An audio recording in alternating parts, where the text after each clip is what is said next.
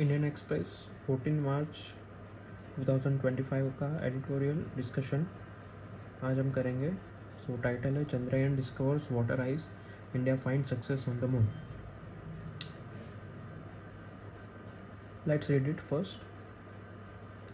Data from one of the instruments on Chandrayaan 3 has indicated that the presence of water on the moon could be more widespread than known so far.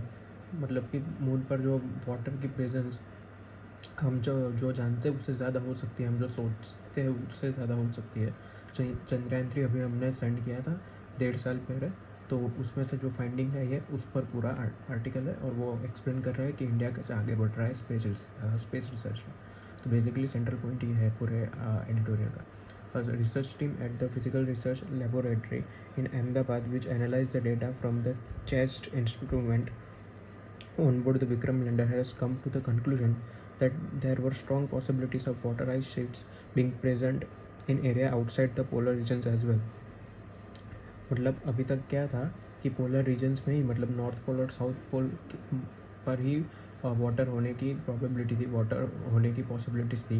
पर अब क्या है कि polar regions के बाहर भी, outside the polar regions के बाहर भी पॉसिबिलिटीज़ है कि वाटर आइस शीट्स मौजूद है.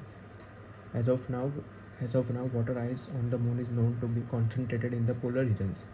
The latest finding is another significant breakthrough by Indian space community and builds on the knowledge created on this field by Chandrayaan-1. Two instruments on Chandrayaan-1, one of them from NASA, had confirmed the presence of water on the moon and found definitive evidence of water ice in the polar regions. This time the entire effort has been given shape by India. मतलब ये पूरा जो हम knowledge build हुआ है वो चंद्रयान 1 जो बहुत पहले भेजा था 2008 में, उसके इन्फॉर्मेशन पर बिल्ड हुआ है. The latest finding is breakthrough by Indian community and builds on the knowledge created in this field by Chandrayaan 1. जो चंद्रयान पहले हमने भेजा था उसी पर एक एड ऑन है, उससे भी हमें बहुत इन्फॉर्मेशन मिली थी. ये उसी इन्फॉर्मेशन के आगे हमें इन्फॉर्मेशन मिल रही है. और बात यह है कि चंद्रयान 1 में नासा का भी एक इंस्ट्रूमेंट था और उसने भी कंफर्म किया था कि वाटर की प्रेजेंस है मून पर. बट दिस टाइम पूरा जो एफर्ट है वो इंडिया के द्वारा किया गया है. मतलब अमेरिका का कोई भी इंस्ट्रूमेंट नहीं है हमारे चंद्रयान 3 में. सब कुछ जो विक्रम लैंडर से लगे, सब जो भी इंस्ट्रूमेंट है वो इंडियन मेड है. सो उसमें नासा का कोई भी पार्ट नहीं है, कोई भी एफर्ट नहीं है. So second passage, space is one of the areas in which India has been. अब इम्पोर्टेंस समझाया गया है कि इंडिया कैसे आगे बढ़ा है स्पेस एरिया में, स्पेस फील्ड में. पहले एक तरीके का इंट्रोडक्शन था. सेकेंड पैसेज में हमें इन्फॉर्मेशन से आगे बढ़कर जो सेंट्रल पॉइंट है कि क्या इंपॉर्टेंस है और इंडिया ने कैसे ग्रो किया है स्पेस एरिया में, वो सारी चीज़ें बताई गई है. Space is one of the areas in which India has been functioning almost at the cutting edge of technology, particularly in the last 10 to 15 years when it has started venturing into ambitious exploration activities. मतलब space technology में, space area में हमने हमेशा से cutting edge technology का इस्तेमाल किया है. हम हमेशा से आगे रहे हैं और अच्छी एडवांस टेक्नोलॉजी का इस्तेमाल करते आए हैं पिछले 10-15 साल में. The number of missions has been relatively small, but they have produced fruitful outcomes, often extending the existing frontiers of knowledge. मतलब कम मिशन है पर आउटकम्स बहुत ही अच्छे रहे उसके, और उससे क्या है कि नॉलेज में बढ़ोतरी हुई है. मतलब लोगों से हमने कुछ अलग ढूंढा है वहाँ पर जाके कि जो भी एग्जिस्टिंग इन्फॉर्मेशन है स्पेस को लेकर, उसमें हमें ज़्यादा इन्फॉर्मेशन गेन हुई है. हमने कुछ नया ढूंढ के हम लाए हैं स्पेस एक्सप्लोरेशन से. ऐसा नहीं कि जो लोग जानते हैं वही इन्फॉर्मेशन हमने इकट्ठा की है. We found more information from our missions. Space is also a sector where a proper ecosystem has begun functioning with full participation from public and private research institution, industry and universities. मतलब space में अब सिर्फ government का intervention नहीं है, space में private और public research institution भी, पब्लिक के साथ साथ प्राइवेट रिसर्च इंस्टीट्यूशन भी शामिल हो चुके हैं और यूनिवर्सिटीज़ भी शामिल हो चुके हैं. मतलब सबका पार्टिसिपेशन इस इंडस्ट्री में अब शुरू होने लगा है. And although it has not been captured very well till now in numbers, there is sufficient anecdotal evidence to suggest that the space ecosystem is beginning to halt and reverse the brain drain in this sector. मतलब अब space sector में लोग India छोड़ के नहीं जाएंगे. Space sector में जिसको भी काम करना है, अब यहाँ ही इतनी अपॉर्चुनिटीज़ जनरेट होगी कि जो ब्रेन ड्रेन है, जो यूएस में जाके लोग काम करते हैं, वो रुकेगा और लोग इंडिया में रहकर ही स्पेस सेक्टर में काम करेंगे. But there is not sufficient anecdotal evidence. अभी तो ये नंबर्स से हम नहीं मान सकते कि लोग इंडिया नहीं छोड़ रहा है स्पेस सेक्टर के लिए, पर ये अभी शुरुआत हो गई है ये ट्रेंड रिवर्स होने की। अब ये रुक रहा है, लोग अब ज़्यादा बाहर नहीं जा रहे हैं, ये ट्रेंड शुरू होने लगा है, पर नंबर में दिखने में टाइम लगेगा। So that is the point. There are examples of the young and scientifically talented returning from the US and Europe to set up their space startup in India और take up position in Indian laboratories। जैसे कि बात हुई कि विदेशी लोग अगर अब यहाँ पर वापस आकर अब यहाँ पर वो खुद का स्पेस स्टार्टअप शुरू करना चाहते हैं और इंडियन लेबोरेटरीज़ में काम करना चाहते हैं। सो वो क्योंकि इंडियन स्पेस सेक्टर में अपॉर्चुनिटीज़ बढ़ रही है तो US यूरोप छोड़ना शुरू कर दिया है उन्होंने। Now next passage. The comparatively better performance of space and nuclear sciences in India has important lessons for both the government and scientific community as they attempt to make India a major power in science and technology।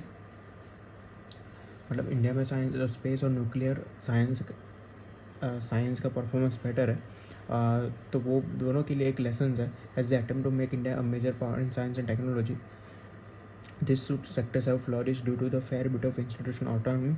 तो मतलब ये क्या कहना चाह रहे हैं कि भी स्पेस कम्युनिटी और गवर्नमेंट के लिए दोनों के लिए लेसन है जो स्पेस और न्यूक्लियर साइंसेस का प्रोग्रेस हुआ है इंडिया में। लेसन क्यों है? क्योंकि ये दोनों ने ऑटोनॉमी, ये दोनों सेक्टर में ऑटोनॉमी बहुत दी गई थी, गवर्नमेंट का उतना इंटरफियरेंस नहीं था। तो लेसन ये है कि गवर्नमेंट अगर कम इंटरफियरेंस करेगी तभी ही कोई भी सेक्टर डेवलप हो पाएगा। गवर्नमेंट का कंट्रोल कम से कम होना चाहिए, उन लोगों को ऑटोनॉमी देनी चाहिए, थोड़ी फ्रीडम देनी चाहिए, तभी कोई सेक्टर डेवलप होगा। This two sectors have flourish due to fair bit of institutional autonomy. मतलब उनको स्वतंत्रता दी गई थी, फ्रीडम दी गई थी, गवर्नमेंट का कंट्रोल बहुत कम था। Long term support and investment by the government की तरफ से सपोर्ट था और रिसोर्स सपोर्ट था और फंडिंग थी गवर्नमेंट की तरफ से, इन्वेस्टमेंट था, और कोई गवर्नमेंट की तरफ से इन्वॉल्वमेंट नहीं था। उनको फेयर बिट ऑफ ऑटोनॉमी मतलब कि फ्रीडम दी गई थी कि कैसे वो ऑपरेट करे, while maintaining hands of approach, मतलब कि बहुत ही लिबरल तरीके से वो हैंडल करते थे, वो स्ट्रिक्ट नहीं थे, वो उनको अपने तरीके से काम करने दे रहे थे।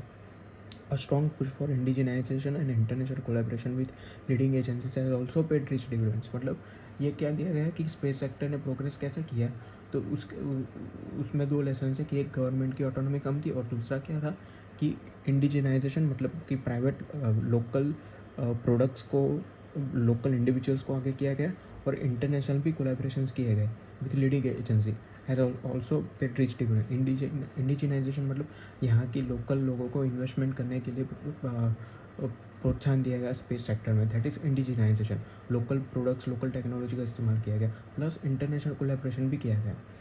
For the scientific community, the space and nuclear sector show that it is possible to deliver results even while operating under major constraints। मतलब दो लेसन है, एक गवर्नमेंट के लिए लेसन था कि भाई ऑटोनॉमी कम हुई तभी डेवलप हुआ, और दूसरा कि इंटरनेशनल कोलैबोरेशन करने दिए गए तभी स्पेस सेक्टर डेवलप हुआ। तो ये गवर्नमेंट के लिए लेसन था। साइंटिफिक कम्युनिटी के लिए लेसन क्या है कि स्पेस एंड न्यूक्लियर सेक्टर को it is possible to deliver result while operating under major constraint. मतलब ये क्या बात करना चाह रहे हैं कि स्पेस सेक्टर में कंस्ट्रेंट्स बहुत होते हैं, रूल्स रेगुलेशन बहुत फॉलो करने होते हैं, वो फॉलो किए बिना गवर्नमेंट के रूल्स रेगुलेशंस होते हैं, वो फॉलो किए बिना आप कोई भी कंपनी या स्टार्टअप शुरू नहीं कर सकते, क्योंकि ये बहुत ही सेंसिटिव सेक्टर है, तो वो कंस्ट्रेंट्स बहुत होते हैं। तो कहना ये चाह रहे हैं कि कंस्ट्रेंट्स होने के बावजूद भी स्पेस कम्युनिटी ग्रो कर सकती है, show that it is possible to deliver result. This is not to undermine many of the very reasonable asks of the scientists in the terms of enhanced funding and reduced red tape, but ideal conditions do not in themselves assure good result। मतलब scientist की तो complaints है ही कि ये जो rules and regulations थोड़े कम होने चाहिए, तो मतलब उसका मतलब ये नहीं है कि हम साइंटिस्ट, राइटर ये बोल रहा है कि हम साइंटिस्ट की इस बात को हम अब क्या मानना नहीं चाह रहे कि भाई देखिए आपने तो डेवलप कर दिया, बहुत रूल्स है तब भी आपने डेवलप किया, तो ये रूल्स को तो रहने ही दीजिए। नहीं, वो तो उस पर भी हमें देखना ही चाहिए कि इतना स्ट्रिक्ट नहीं होना चाहिए, ठीक है, बट आइडियल इन दैम से एश्योर गुड रिजल्ट। मतलब ये रूल्स रेगुलेशन होने के बावजूद उन्होंने डेवलप किया है, तो ये बहुत ही अच्छी बात है। पर हाँ, हम ये नहीं कहना चाह रहे कि ये ऐसे स्ट्रिक्ट रूल्स रेगुलेशन होने ही चाहिए। रेड टेप मतलब ब्यूरोक्रेसी का बहुत इंटरफियरेंस होना, तो हम ये नहीं कह रहे कि वो होना ही चाहिए, क्योंकि वो होने के बावजूद भी डेवलप किया है। पर वो हटना ही चाहिए. So that's what they're trying to convince.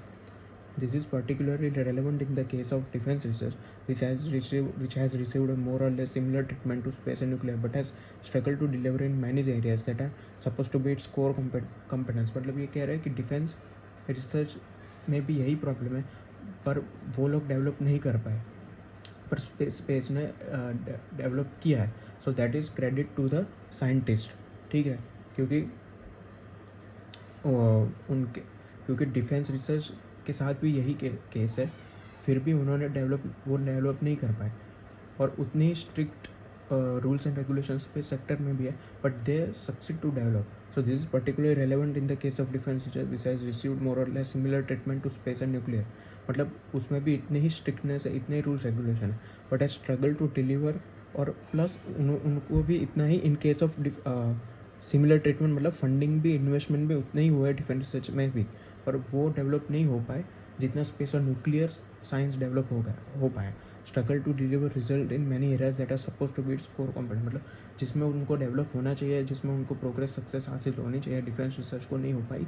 और जबकि गवर्नमेंट की तरफ से उनको स्पेस और न्यूक्लियर जितनी ही इन्वेस्टमेंट मिला है और सपोर्ट मिला है, फिर भी वो डेवलप नहीं कर पाए. तो एक तरीके से ये उनको क्रेडिट दिया गया है इंडियन स्पेस और न्यूक्लियर सेक्टर को.